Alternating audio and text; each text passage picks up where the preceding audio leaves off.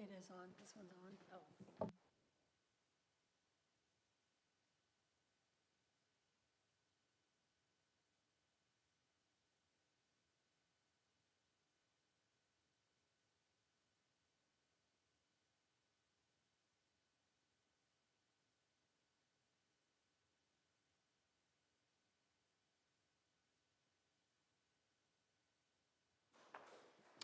Yeah, I'll call the meeting to order and welcome everyone.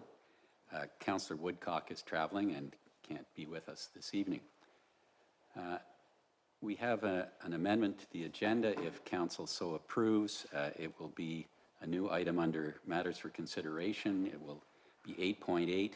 It's a special event permit request that didn't come in time to get on the agenda for the meeting.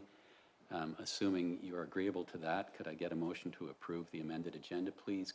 Deputy Reeve Davison, Councillor Milligan, all in favor? That's carried. Thank you. Any declarations of pecuniary interest? None declared. We have no public meeting this evening, no open forum. Brandy, no? No, that's under deputations, Doug. And that brings us to deputations. Tracy Asselstein regarding Enterprise Solar Energy Project. Tracy, do you want to come up to the table? I think you know the drill with the microphone.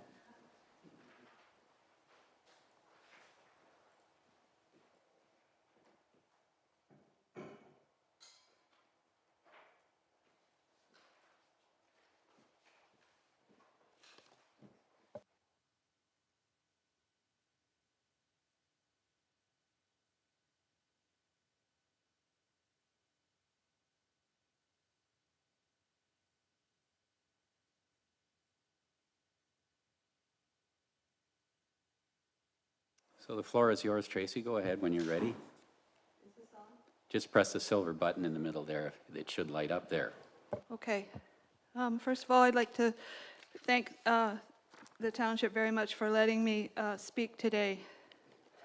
So my name is Tracy Asselstein, and I am not against renewable energy, and I have to make that clear all the time. I attended an open house on June 25th in Enterprise, hosted by Interjex, and they were speaking about the Enterprise Solar Energy Project. Today, I would like to speak to a staff report dated October 15th, 2029, submitted by the Loyalist Solar Resident Resolution Committee, and I would like to focus on the recommendations. Tracy, excuse me, that would be 2019, right? Oh yeah, what did I say, 2025? 2029. Oh gee. You're getting ahead of us. No, I'm sorry. Thank you for that. Okay, go ahead. Yes, October 15th, 2019, submitted by the Loyalist Solar Residents Resolution Committee, and I would like to focus on the recommendations on the fourth page. However, the beginning of this document, for those who are listening and can't see it, is mostly a history of how that residents committee formed and some of the residents' concerns. And so I would just like to speak two items to that history, and I would like to point out in regards to the first pages of the report that number one, Biddy Lake wetland located on Murphy Road is dry, and it's been dry for years. So I've spoken with the landowners, and this area is no longer a wetland. There was a transmission line buried there and a culvert replacement, and the water was pumped out at the time years ago, but it never came back as a wetland.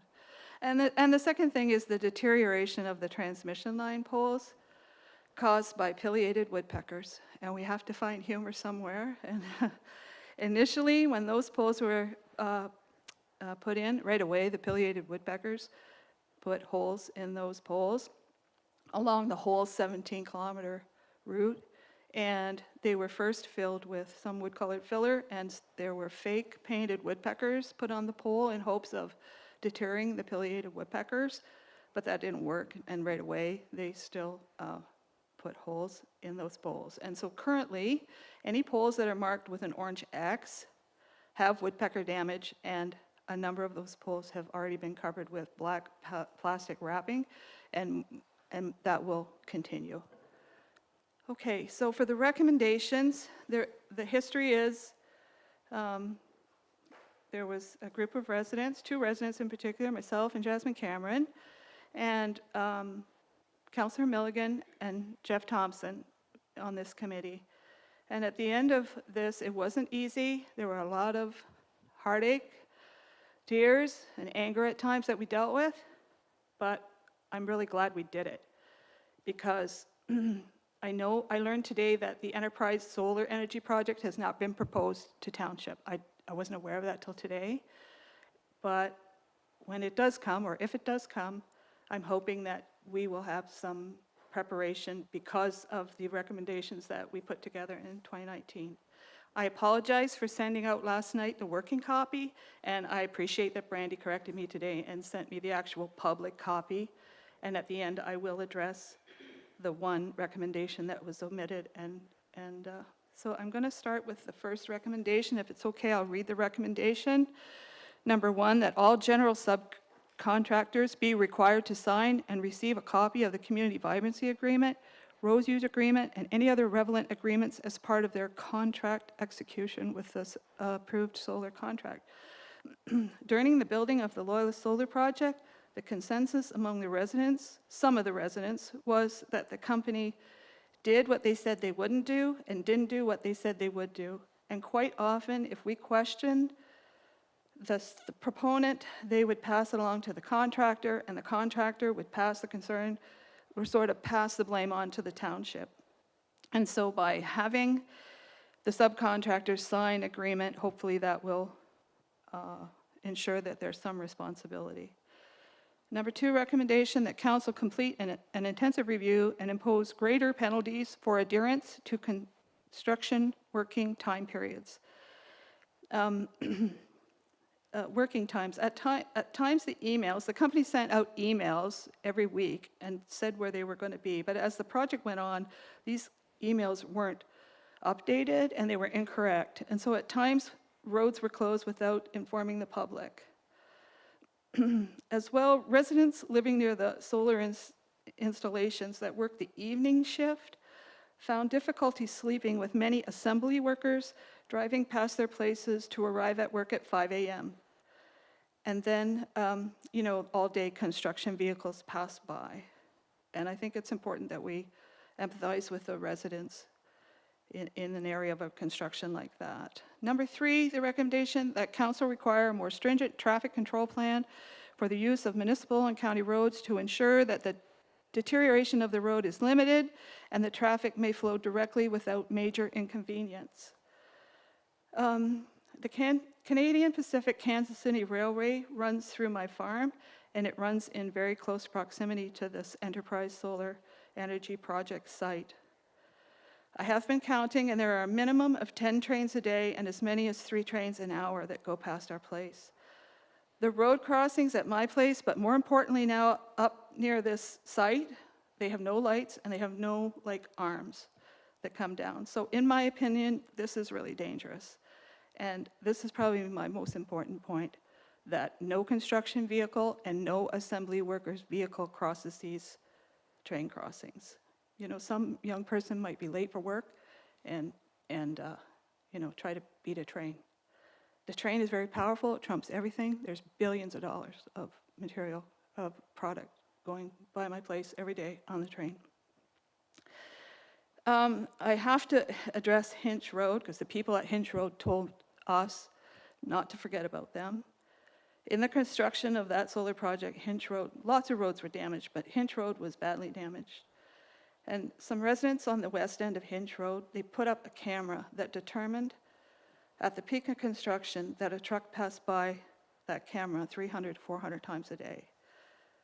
The road was so deteriorated that they put wooden skids in the holes to make it passable. And I know the grandparents whose kids stopped bringing the grandchildren to visit because of the condition of the road.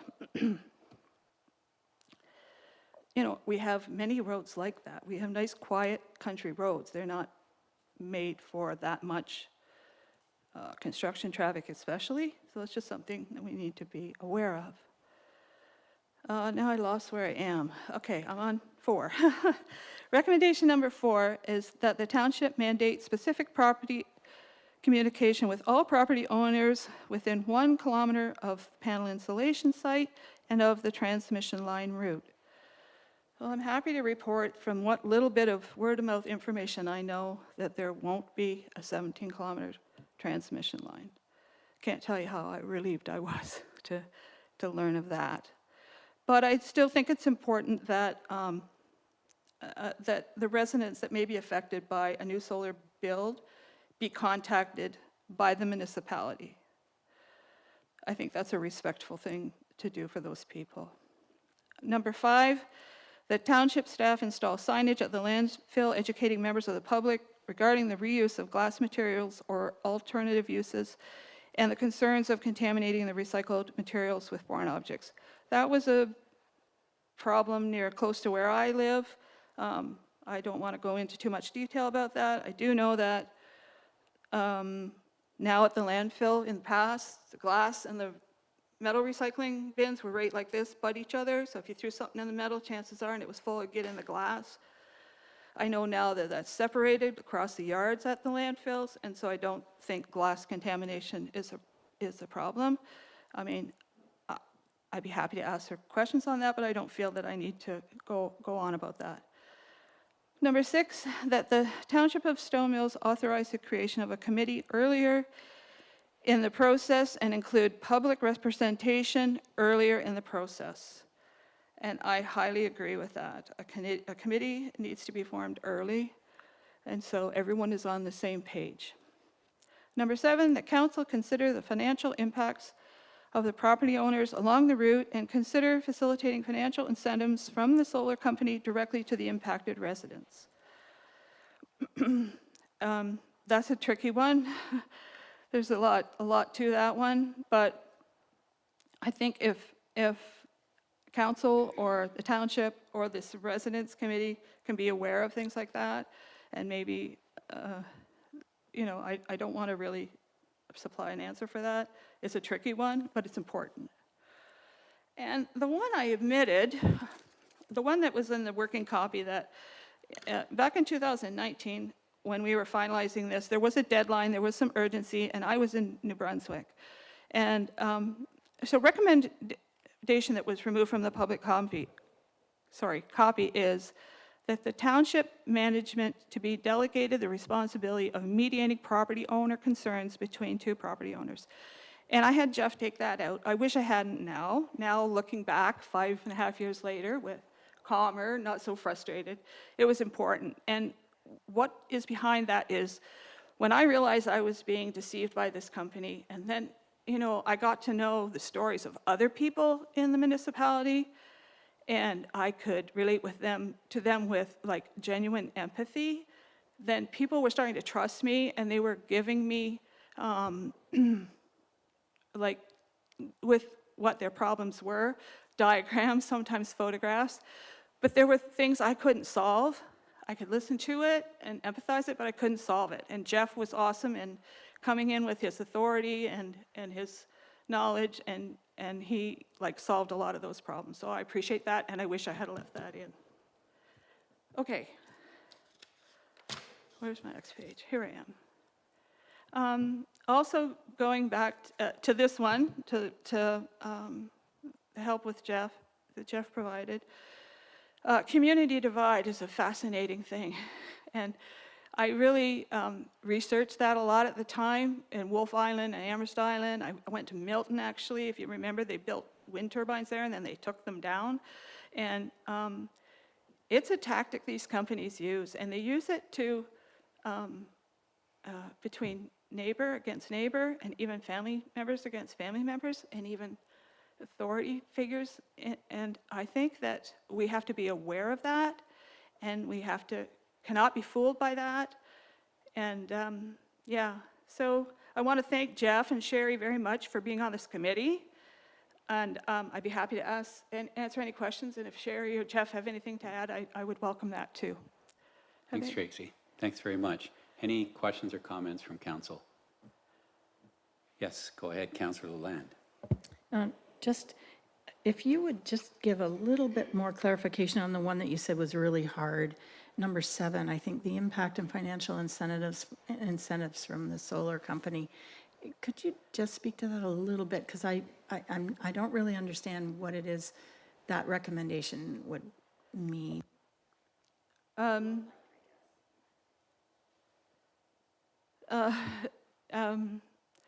of the community divide thing too was that the company would offer different amounts of money to residents involved in agreements for their signature, and they could not speak to the project.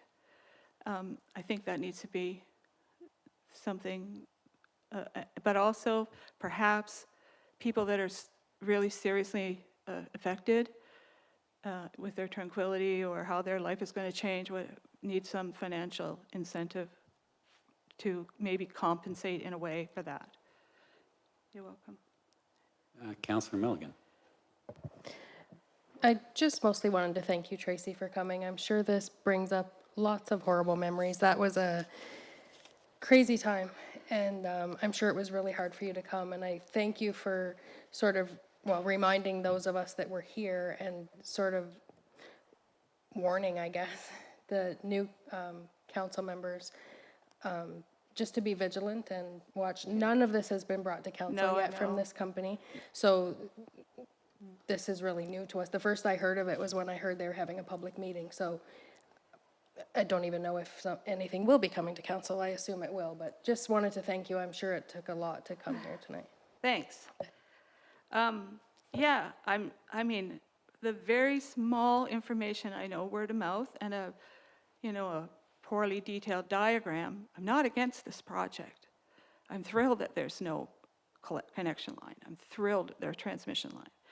And I think I'm just here to address the reality and the significance of the reality, and then make sure that everyone involved, everyone affected, the people, the landowners and the people in the proximity, the business owners and that can be involved, that the township and the municipality as a whole, that everyone benefits to the max. And so, yeah, thank you very much for letting me speak. I really appreciate it. Anyone else have anything for Tracy? Yeah, and thank you, Tracy. I went to the public open house at Enterprise as well, and other than rumors, that was kind of the first I'd heard.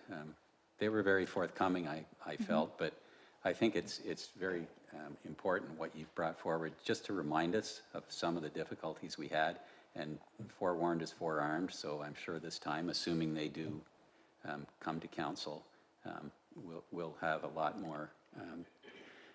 lot better prepared minds to deal with whatever's coming down the pike. So thanks very much. Yes, Sherry, did you have something?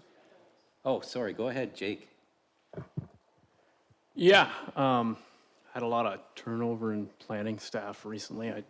I just as one person that's kind of been here steadily for the last few months, I just wanted to point out one thing that it appears to have changed. In that 2019 period with Blue Earth, all zoning, site plan control, all of that stuff was completely exempted for the locations of the panels and of the electrical substations that were built, all exempted by the Green Energy Act. It would appear, all the planners are telling me this time, as though there's no exemptions.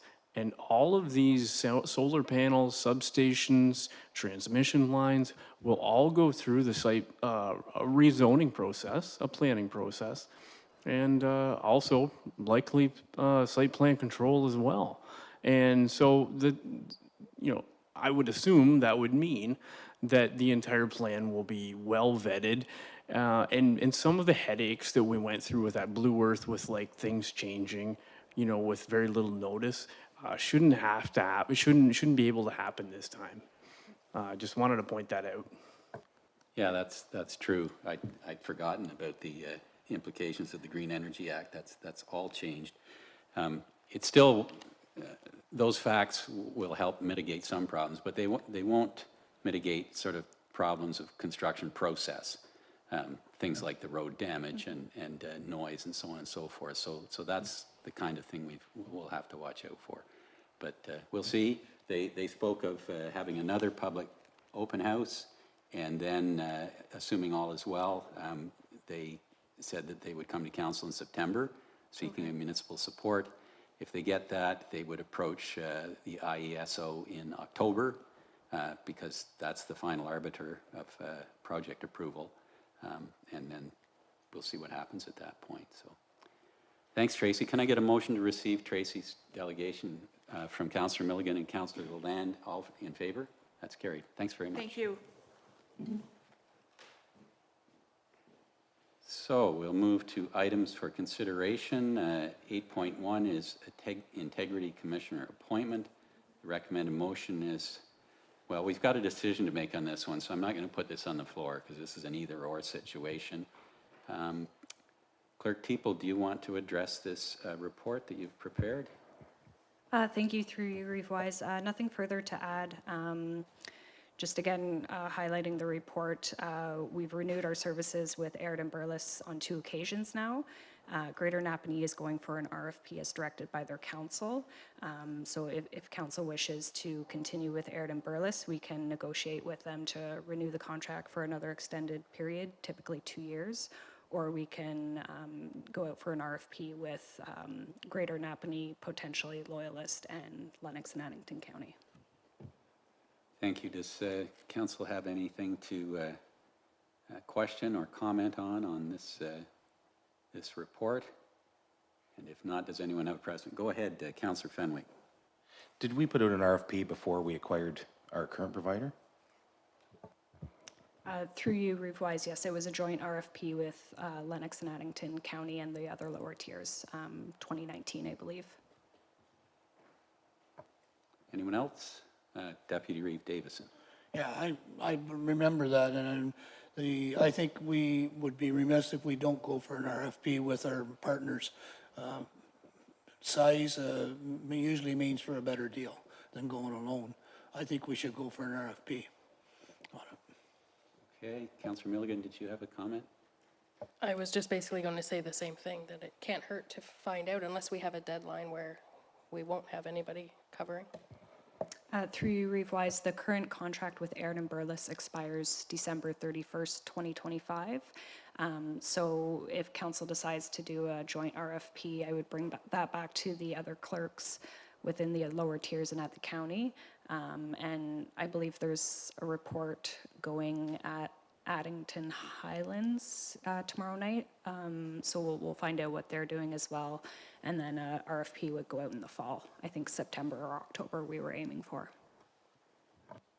Anyone else? Did you wish to make a motion then, Doug? I'll make a motion. Okay, go ahead.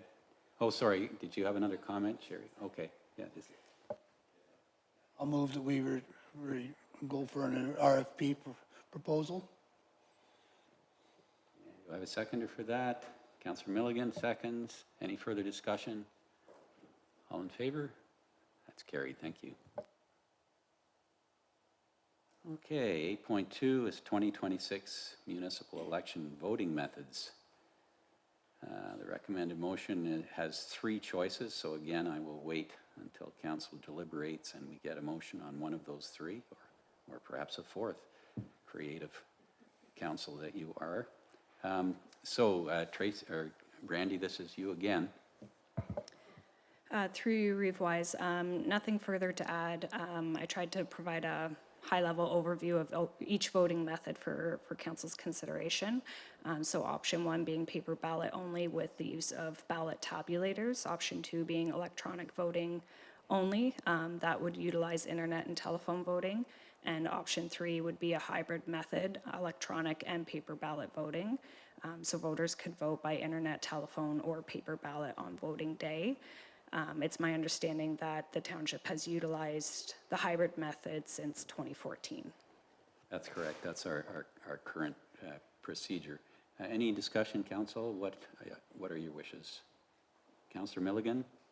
I would just make the motion that we do the hybrid. It allows the most people to participate. Anyone else? Councillor Land? Any further discussion? We'll stick with the status quo. All in favor? That's carried. Thank you. 8.3, Ottawa Valley Power Boat Club Special Event Permit Application.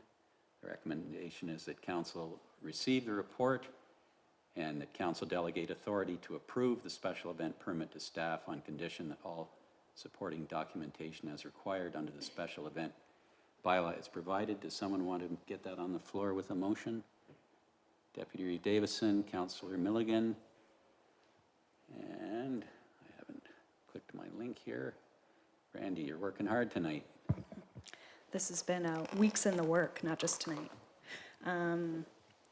So nothing further to add to this report, just requesting delegated authority to approve the special event permit application. We have obtained all documentation. The only remaining items are the memorandum of understanding with Infrastructure Ontario and the proof of insurance.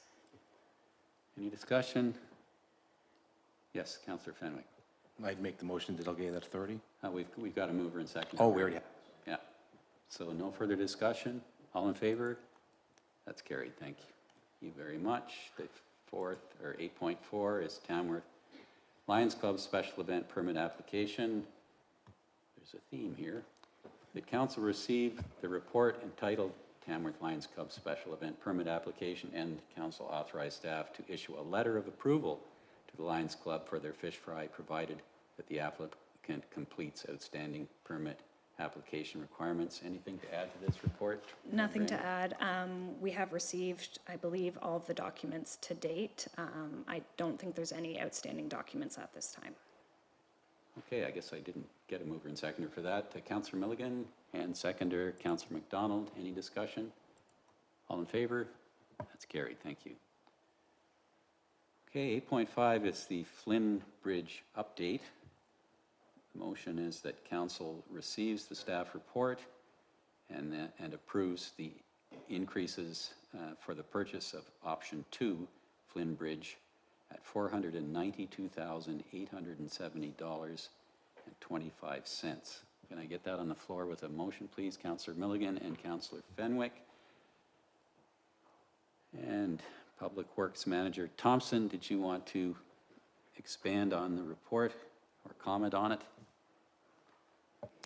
Thank you, Revise. I don't have anything to add. Disappointment, but it is what it is now, and I'm open to take any questions. Any questions for, yes, go ahead, Councillor Lalande. So thank you for this report. It was a bit of a surprise. I just wonder if you would clarify for the public where the funds are going to come from to capture this over amount.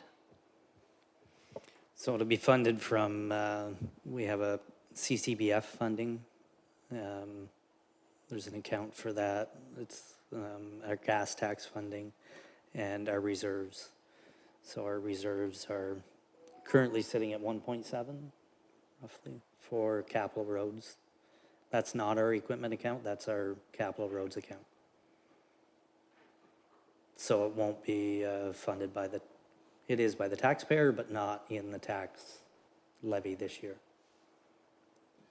It's past taxpayers that have put that money in reserve. That's right. So it's 1.7 million in that reserve fund, so it can certainly handle that. Any other questions or comments on this one? So Jeff, just again for public information, we had a quote on a 70-foot crossing, and how was it determined after the fact that it needed to be an 80-foot crossing, or an 80-foot span, I guess is the right term? Good question. Thank you, through you, Revise.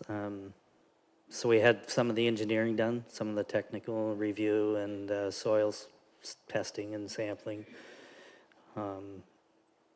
And it was determined to stay outside of the existing abutments, and we wouldn't be working in any of the water. An 80-foot design would fit better. With the 70-foot, we would have had to take out the old existing abutments, and we'd be working in the water, and there'd be a lot more of a permit issue and dewatering and a lot more restrictions with the permitting. So the extra 10 feet, and then that cost was higher than what we anticipated. But it came back from the supplier that they did make a mistake, and then tariffs played a huge role in So the increase. the previous quote for the 70-foot span, that was pre-tariff. So we didn't have, Correct. we didn't have anything built into the contract to use a pre-tariff pricing, or I guess they can't do that. Yeah, and this is through our procurement, the canoe program, so our, where they already have secured pricing. And we work with them back and forth, you know, can they increase it because of tariffs? And yeah, it's all new to everybody, so. Well, it's certainly a shocker, but we can manage to do it without adding to the current tax levy, so I guess there's not a whole lot of choice. Yes, go ahead, Wenda. Through you to Jeff. We went to RFP for this project, correct? No. It was done through the canoe, which is an approved procurement, where they already do the RFPs for you. Anita may be able to speak more on that, but, or So- Jason. So in that case, Canoe's done the RFP, but now it's coming back to us at 200,000 more. I'm wondering if in the RFP, if there were other companies that were maybe a little over the 296,000, but under the 492,000, would it not be in Canoe's and our best interest for them to go back and revisit the original RFP? Because this is a huge change in the dollar. I agree, it's a huge change, but there's not many contractors out there that build bridges either.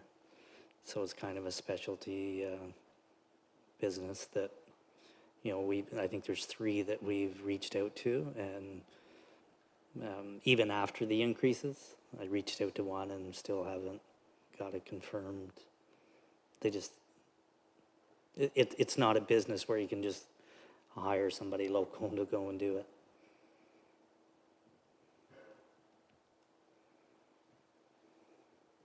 Anything further? Yes, go ahead, Jason. Through you, Reeve, I just want to clarify the LAS program. It's not that they did an RFP specifically for our bridge. These programs, there's a handful of them that the province has. This one's through AMO. It's called LAS.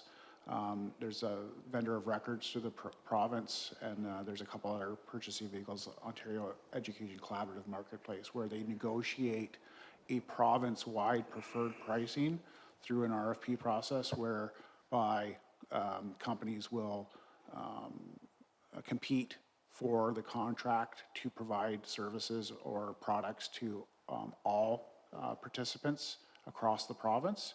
And that's typically in place for multiple years, whereby municipalities who participate in these programs get access to pre-negotiated preferred pricing. But in the case of a product like a bridge, or even say like a pickup truck, or other large pieces of equipment, there is still some customization that's required for the particular installation and for the particular need. So what the province or what these programs do is pre-vet specific companies with preferred pricing and contracts, but it doesn't necessarily mean that that individual bridge went out to RFP. And it's basically collaborative pricing, where the buying power of all of Ontario potentially attracts an aggressive agreement with AMO or with the province that we wouldn't be able to get on our own, because we're buying one bridge versus the entire province over the course of a 4-year agreement or a 5-year agreement would be potentially buying 30 or 40 bridges. And if they get that agreement and get the preferred pricing, they are competing against the other manufacturers to provide all of us with a better price. So I just want to clarify that they did not, there was no RFP particularly for that particular bridge. It's for all of Ontario for a multi-year agreement. Thanks, Jason. Any further comment or questions on this one? We have a motion. All in favor? That's carried. Thank you. 8.6, proposed increased budget for the flat roof repair at Stone Mills Recreation Center. The recommended motion is the council accept the information report and that council directs staff to fund budget shortfalls allocated to the project with recreation reserves as described in the report. And this is from CBO Jake Detler. Did you want to comment on your report, Jake? Yes, through you, your worship, kind of a broken record here from staff that things are costing more than anticipated, and this is kind of like the third or fourth year of this happening. It just seems like, I mean, this one's a smaller in scale, obviously, than what Public Works Manager Thompson beside me is dealing with, but it's also one that on this one is just tough to for me personally, drafting budgets it's kind of tough when you don't even have the drawings made yet to prognosticate what the cost of a small project would be. And this is really not a big project, but unfortunately, I know it costs money to do a lot of little things anymore. So, like I said, I'm happy to take questions on it. Any questions or comments for Jake? So really the issue with this one, Jake, was the removal of, is it the compressor that's on one of these pieces of roofing and the replacement of it? Is that what's jacked the cost so much? Yes, through your reef-wise.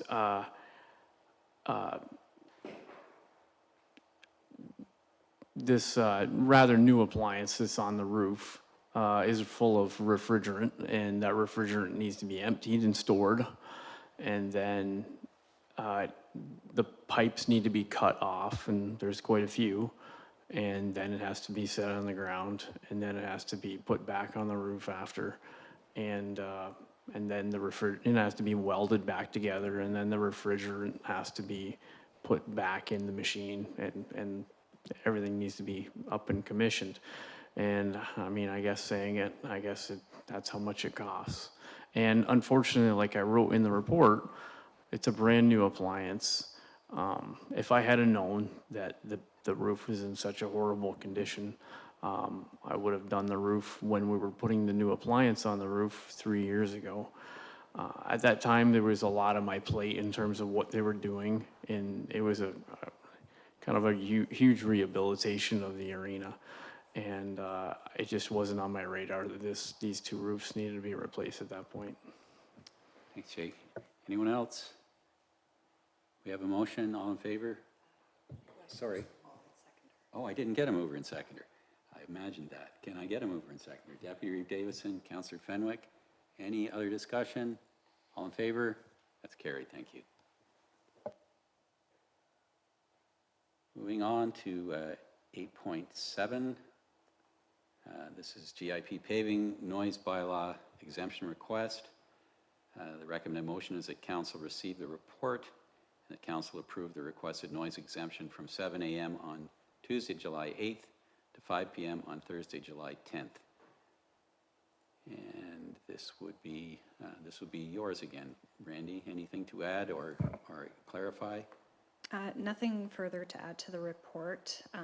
I believe they are closing the road beginning tomorrow at 7 a.m., possibly to the end of the day. The manager of Public Works may be able to confirm that, but I believe they want to do some work throughout the evening to replace the culverts to minimize the impacts to traffic.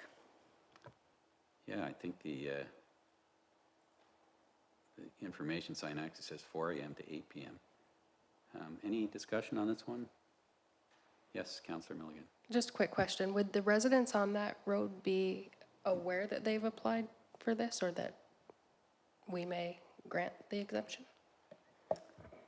Under the noise bylaw, they are required to provide notice. If council just wants to bear with me, I can pull up the email to confirm whether they've provided notice to residents.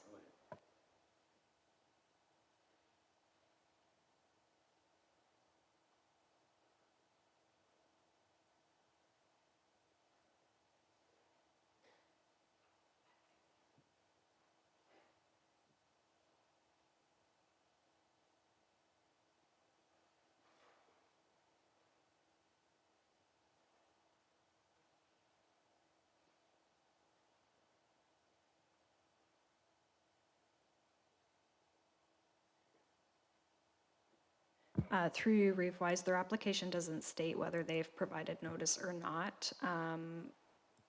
I'm not certain of the exact location within the road to determine, like to advise how many houses are in that specific area. I don't know if the manager of public works can speak to that, like how many affected homes there is between the road closure and where they're doing the work. Go ahead, Jeff. Yeah, through you, Revise. I believe there's only 4 residents, and they would go door to door and make sure they had the closure notice along with the noise bylaw notice. The EMS is in that area as well, the EMS station, Yeah. so they got notice through public notification as well. Right. Anything further? Yes, Deputy Reed Davison. Yeah, do we have any understanding of what happens to the EMS station when the road's closed? Do they have access out? Through you, they would have the detour that they would have to follow. I haven't seen any alternate plans through the county if they're going to stage units outside of that or not, but if they got called to the south, they would have to detour through on the detour route. Yeah, we had a similar situation on 41 in Addington Highlands where they had to close that and EMS had to plan around that. So we just hope that there's no serious delay and it causes any problem for anyone. Any other questions or comments? I think I didn't get a mover again. Can I get a mover? Councillor Milligan? Councillor McDonald, all in favor? That's carried, thank you. 8.8 was our additional item. This is a special event permit for the Canine Water Sport event. Can I get a mover and seconder for this one? Councillor Lalande and Councillor Milligan. Brandy, we don't have any information on this one. You'll have to give us a verbal. Through you, Reeve-Wise, thank you. So Township staff are in receipt of a special event application that came through on Friday, June 30th from Eileen Parr for the Canine Sporting event, which is dock jumping in Newburgh on July 27th. This event will be held on private property and was held last year with approval for a special event permit. No issues arose from that special event. Tonight we're seeking delegated authority to staff to approve or deny the application based on their submitted documents. Due to the timing, it requires 30 days. The special event permit is required to be submitted 30 days prior to the event. They were just shy of that 30 days and council is only meeting once in July, so there's no other opportunity for the application to come forward. So again, staff are just seeking delegated authority to approve or deny. Brandy, any discussion? Yes, Councillor Lalande. I just wanted to add that I went to it last year. It was a 2-day event and it was just spectacular. It was so much fun. There's all kinds of different sizes of dogs and different trainers, and some people are really good and their dogs are really good, and other dogs just, don't get it. They walk over to the edge and kind of fall in. But some of them really, really jump far. It was really enjoyable. And there were displays. People were selling stuff there and everything. It was a wonderful day. Really, well, the 2 days were terrific. And if anybody has an opportunity on July 27th, it's a good family time to take your kids and watch it. It was very exciting. Thanks, Wenda. Anything else? Any other comment or question? All in favor? Sorry, and to confirm, that's to approve delegated authority to staff? Yes. Okay. Yes. Thank All in you. favor? That's carried. Thank you. That's the end of our items for consideration. Now we've got our consent agenda. Does anyone want to pull anything out of the consent agenda? That's part of the consent agenda. Do you want to pull that one out, Doug? Yeah, I think we need a discussion. Okay. Anyone else? Councillor Land? And I don't want to pull anything out, but I would like to have some discussion about, well, I guess that's pulling something out. If you were talking about it, you're Yeah. pulling it out. It's the minutes from the June 16th meeting. Okay. Yep, thank you. Anything else? I would like the, whatever number the planning requirements, that's 9.1, I guess, or 9.3, I should have my glasses on. Okay, we've pretty well eviscerated the consent agenda other than some of the resolutions. 9.5, yes, sorry. Yeah, development services staffing. Okay, in that case, can I have a motion to approve the rest of the consent agenda? Councillor Lalonde, Councillor Milligan and Councillor Fenwick, all in favor? That's carried. Okay, so what was the first one we pulled out there, Brandy? Going in chronological order, 9.2 minutes. Right, so Councillor Lalonde, you wanted the minutes Yes. discussed? I just want to, for the public, I'd like clarification on the Ratty Road discussion and motion. And I was wondering if Brandy would mind speaking to that, to let the public know what this would look like going forward. Can you clarify, Councillor Lalonde, what is it exactly that you want to discuss out of that? I just want the public to know what the process is going to be from this moment on. Sure, go ahead, Brandy. Through you, Reeve-wise, so at the June 16th council meeting, a report was presented to council on the closure of Ratty Road with 3 options presented. By way of council resolution, council approved the following, so that council receives the report entitled Ratty Road and that council directs staff to proceed with option 3 as outlined in the report, closing Ratty Road at Mud Creek Crossing. So the next steps for that motion essentially is giving staff direction to take on the process of closing that road. So under our public notice policy, we are required to provide public notice that council intends to close the road. It's 30 days that's required to give that notice. It'll be posted on the site as well, provided on social media and I believe neighboring property owners. And then under the Municipal Act, we are required to pass a bylaw to close that road. So a bylaw after the 30 days would be forthcoming for council's consideration to close up that road. So at this point, it's not closed, but the process has started to close the road. If something arises where council wants to reconsider that item, they can opt not to approve that bylaw to close the road, and then revisit the other options. Okay, thank you. What's the next one, 9.3? Can we get a motion to adopt the minutes, please? Oh, yeah, certainly, yeah. Can I get a mover to adopt those minutes? Councillor Milligan and Councillor Fenwick, all in favor? That's carried, thank you. Yeah, I forgot that would have been part of the consent agenda, would be adopting those minutes. So 9.3, Doug, you wanted to pull that one out, did you? I just wanted Jason to speak to this one. So that's asset management planning requirements, phase 3 and phase 4. Anything specific you wanted an explanation of, Doug? Well, yeah, my concern with it is that whether we actually at this current time have the manpower to take this on and what our options are there. It sounds to me to be a huge manpower requirement, and we know that we are short-handed right now, and I'm just wondering if we have any option to defer on this.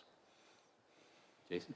Through you, Reeve-wise, yes, it's not a small undertaking to do asset management. There are multiple phases that we are legislated and required to adhere to. We have already received multiple notices from the province that we are not compliant with the current requirements, and that there is the last phase that needs to be implemented. And all municipalities are required to have the asset management plan in place and published on our website, which includes core assets, non-core assets, levels of service, and a 10-year forecast for what our assets are going to be and what the costs are to be maintaining those and how we plan to fund them. It is not a small ask for a municipality to do this, but it is a requirement that I don't think we have the ability to just opt out of. The province, again, has sent letters to myself, to our REIV, and we've even been on some webinars which are well attended by other municipalities who are struggling to keep up with so we're not a big outlier, but we should be putting our efforts into getting compliant, which is why we are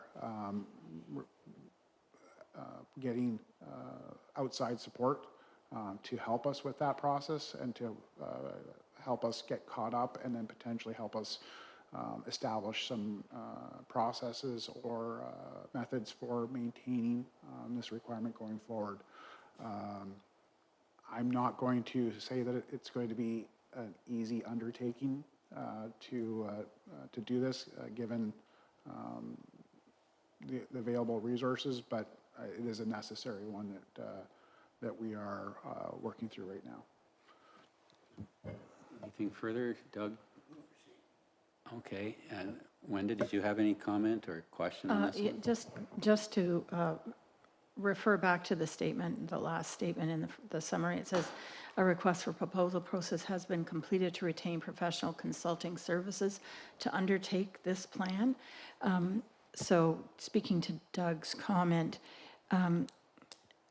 I would assume that this professional consulting services will be taking the bulwark, most of it, but it will have an impact on staff because staff will have to be giving them that information. And when does that company start, and what is the timeline we've given them to complete the task?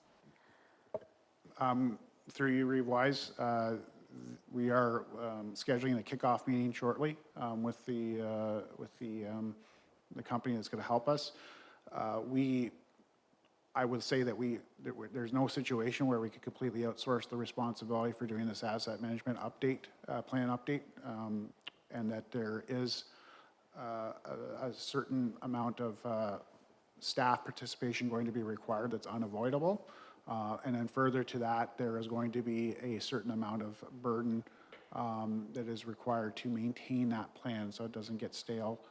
And that we can continue to update that plan on an annual basis and then do a major update every 5 years as required by the legislation that has kind of put this into place. As I understand it, the province has identified this as a major priority because they saw fit to create legislation to try and encourage as much as possible good asset management practices for municipalities. There are some incentives to doing that, and then there are also some sticks for doing that as well. So potentially, if we don't get our asset management planning done to their satisfaction, there could be withholding of certain funds through some of our grant programs, and we don't want to put that at risk. So we are putting this pretty high on our priority list to get this done. And the plan ideally is to get this done by the end of this year. Anything further? Doug has moved receipt. Do I have a seconder? Councillor Milligan, all in favor? It's carried. Thank you.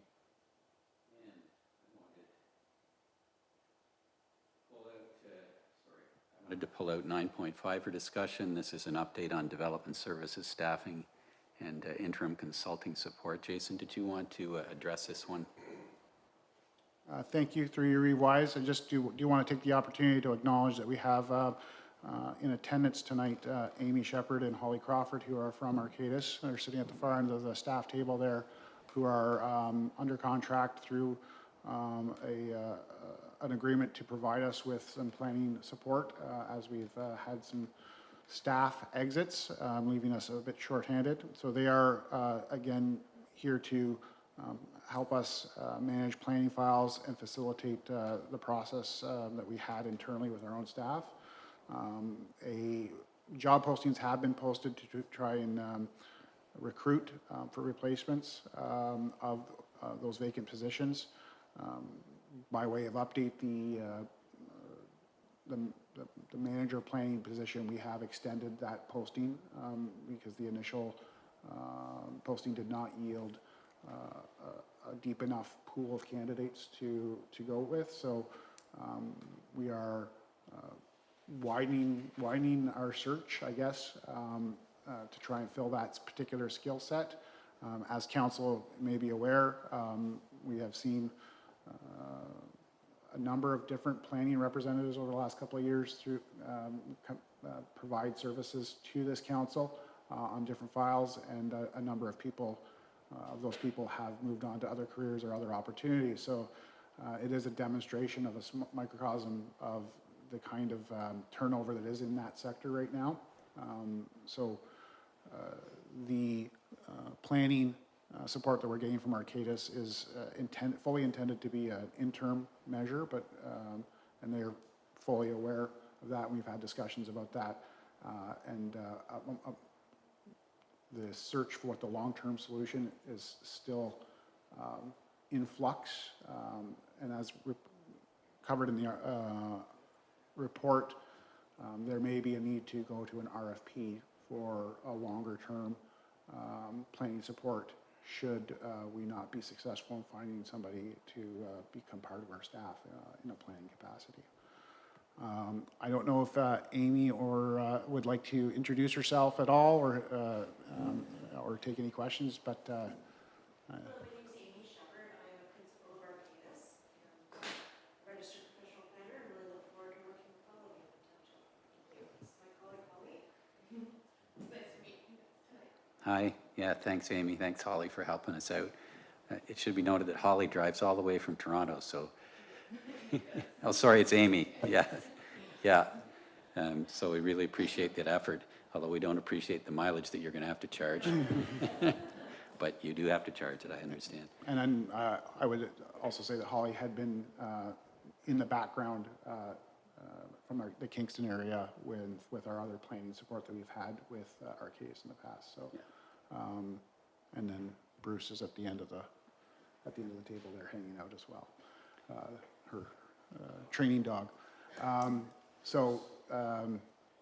They've been in and out of the office, and they've already met with some applicants, and they've already started working on some of the files. There is a bit of startup or momentum that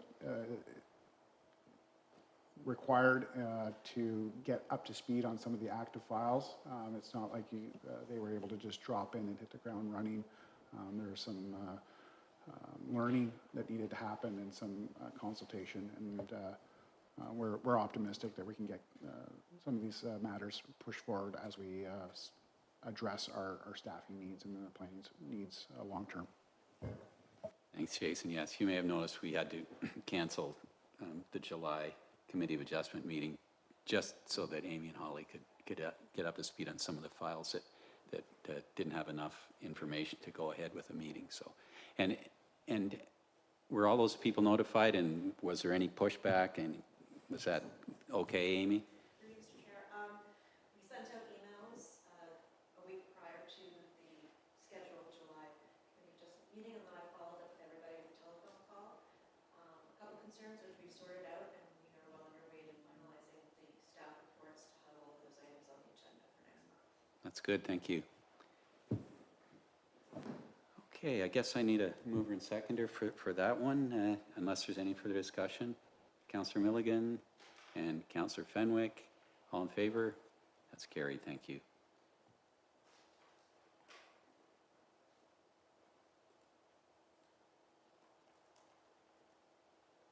Okay. I had to get back. My computer went to sleep on me. Okay, that's the end of the consent agenda items that we pulled out.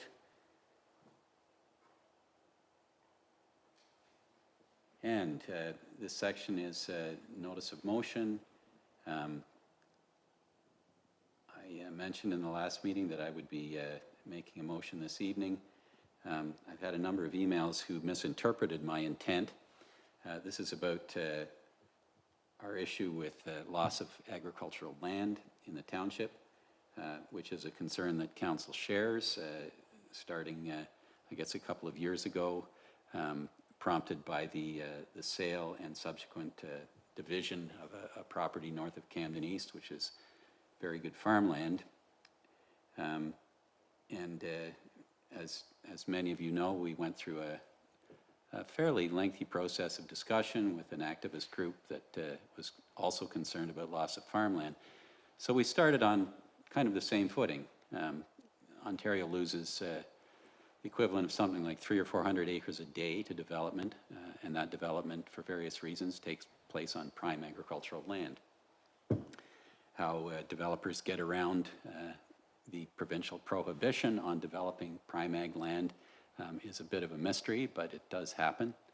And so both council and the concerned residents wanted to find a way to preserve good farmland, not only because farming is one of the main economic drivers of our township, but because from a more general standpoint, growing and providing food is our responsibility for the future. And once you pave it, it's gone. So council and concerned residents diverged in opinion on how farmland could be protected. Our official plan has various motherhood statements about supporting agriculture, but those have not lent themselves to any zoning bylaw specifics in terms of protecting farmland. A number of years ago, most of the land that was designated as prime ag in the township was rezoned rural. I won't get into the reasons for that, they're a bit murky. And as a result, land that possibly should not be developed because it's prime ag land is open for development. And as I mentioned at the start, a good example was this field down the road. So one of the suggestions that was made in that back and forth process was that we ask the county to initiate a LEAR study. That's a land evaluation, and I always forget the rest of that acronym. It's basically a study to evaluate what is already designated prime ag in the county, at least in the townships in the county that have any ag land. Addington Highlands, being on the shield, was exempt from that process. To evaluate what is designated prime ag and to investigate whether there should be other lands that should be designated prime ag, or alternatively, are some of the lands that are designated prime ag perhaps not deserving of that designation. So that county council accepted that request from Stone Mills Township, and that process is underway. A firm has been hired to do that study. That study will take a while, at least a year, possibly two, and then what do you do with the results? In the interim, and that's the appropriate word, it was suggested that the township may be able to institute an interim control bylaw to freeze development on agricultural lands.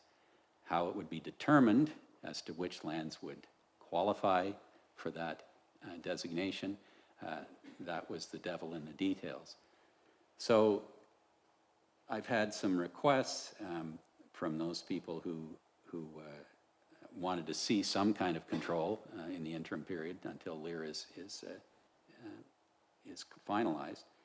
And it wasn't clear to me in discussion with various staff just how that might happen, or if it could happen. Would it be something that could be done, or even should it be done? So my motion is not to establish an interim control bylaw stopping development on agricultural lands. My motion is to have staff investigate the implications or the possibilities or those or perhaps the objections to an interim control bylaw on development on farmland. So that in rather great length is my motion. So in a nutshell, it is for staff, and this may fall to Amy and Holly, to investigate the possibilities or the legalities of having interim control on farmland, in other words, on development on farmland, and simply bring back a report for discussion. And I shouldn't be in the chair for this, Doug. Hold that thought. Doug, would you please step into the chair for me? I'll take the chair, John. Thank you. So I have a comment for clarification. go ahead. You have referred to farmland. Are you not referring to prime egg? Well, we don't have any prime ag. We have a very small amount. That's true. Yeah. Sorry, we've got that 100 or 500 acre block near Moscow. So all I can refer to is farmland because those are the lands that we're concerned about. Some of those we know from past designation are prime ag land. Do they still fit that qualification? When I look at some of the online discussion and online issues that have happened in other municipalities, it looks like they want to talk about 250 hectare blocks before they even consider calling it prime ag land. That's well over 500 acres. I don't know if we have any 500 acre blocks other than the one over at Moscow that's already designated. That may say there isn't any prime ag land. That doesn't mean there aren't good fields. I farm some pretty good fields. They're not 500 acres. So I can't think of any other way to frame the motion other than to say investigate the implications of interim control on development on good farmland in the township. That's really all I've got. Class 1, 2, and 3, if that can be determined, sure, I can put that in the motion. Is there any questions from council on this motion?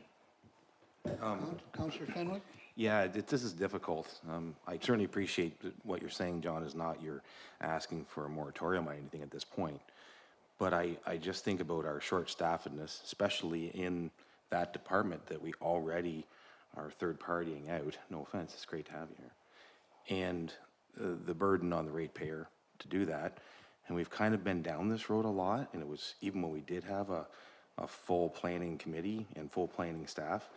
And I'm thinking that maybe it's a bit of a moot point, and I think we need that Lear study regardless before we make any attempts at even thinking about curbing a person's property rights. So I'm just not in support, I'm sorry. Councillor Milligan? I agree with Councillor Fenwick. I just think, in my opinion, we need to let the Lear study work its way through and see what happens. I just think it's creating a report that's just not worth the time and effort right now.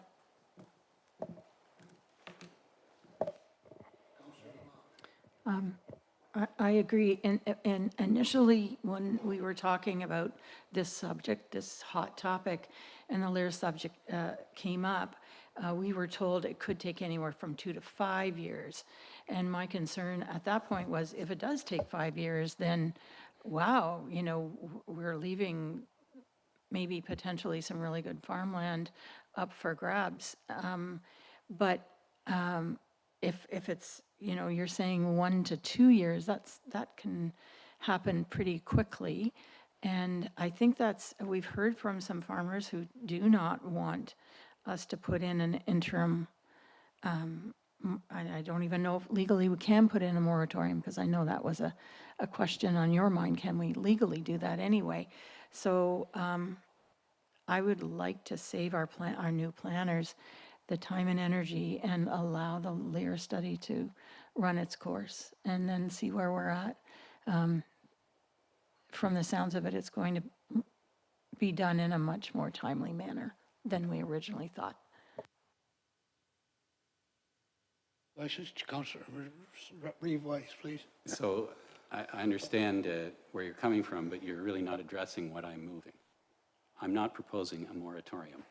I'm not proposing an interim control bylaw. All I want is a planning opinion on whether that's feasible or not. My actual understanding is that provincial policy says, and maybe we can make this simple. Maybe we can just ask Amy and Holly, if they've got that at their fingertips, that you cannot use an interim control bylaw to regulate land division. That's been my understanding, or maybe Jason can address that. What I'm trying to do is respond to the public concern that council isn't doing anything other than the Lear study, and that there are stones we have not turned over as a means to prevent loss of farmland. So that's all I'm looking for here. There seems to be a scare that somehow I want to control development on farmland right now. No, that's not what I'm interested in. I'm a farmer too. But I want to, people who we've been dealing with in terms of objections to loss of farmland, to understand that council has made the effort to investigate this possibility. So I'm wondering, Amy, without putting you on the spot, you can simply say, no, I'm not sure, if you have any knowledge about the use of interim control on land division. Good evening, through Mr. Chair. We would like to take this back for further consideration. As I understand, one of the main concerns with residents in the township and council and yourselves is the consents and severances. And there is case law that seems to suggest that an interim control bylaw cannot prevent the severance of agricultural or rural lands. And I believe you're correct. It is a complicated situation where you do have a small area of protected prime agricultural land, but it's really more the rural lands that I think is some of the concern. So with your permission and working with the CAO, we will come back with a recommendation as requested. Well, you won't unless I get my motion passed. Well, okay. Jay, could I ask that the CAO weigh in on what he knows about the issue, Doug? Yeah, but we didn't get a seconder either. Right, that's true. So we're still having the discussion. Okay.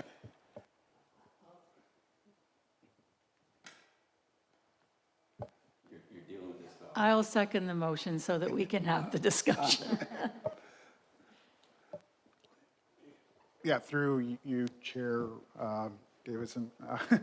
I want to be very careful not to weigh into an area that I'm not an expert in.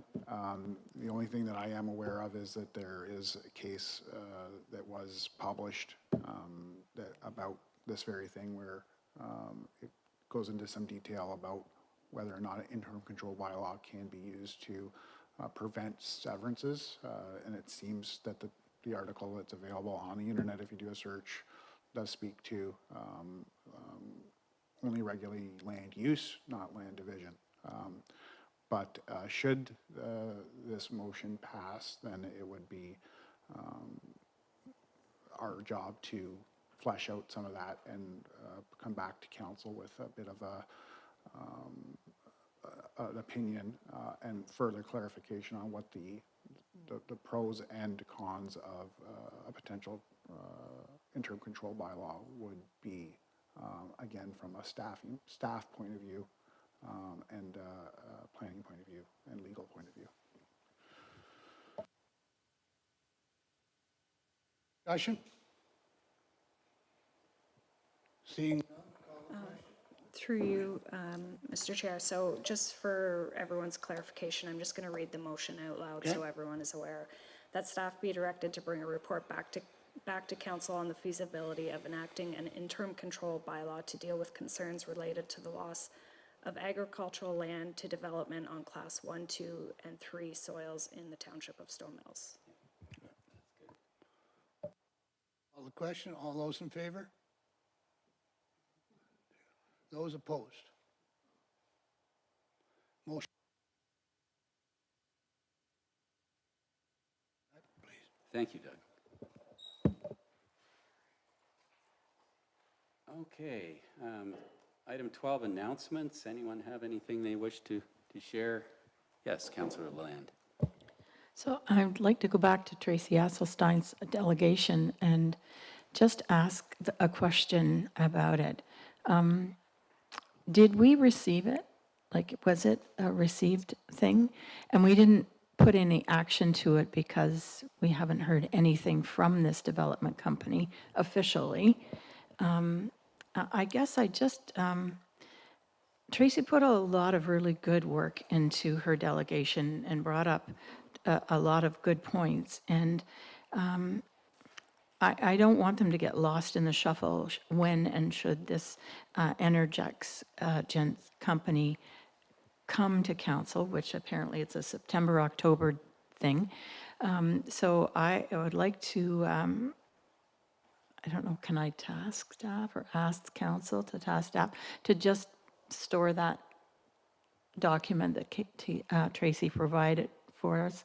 And so that when the time may come, we incorporate her recommendations into whatever formal document we develop with the Community Vibrancy Fund or the agreement with them. I just don't want to see it get lost in the shuffle.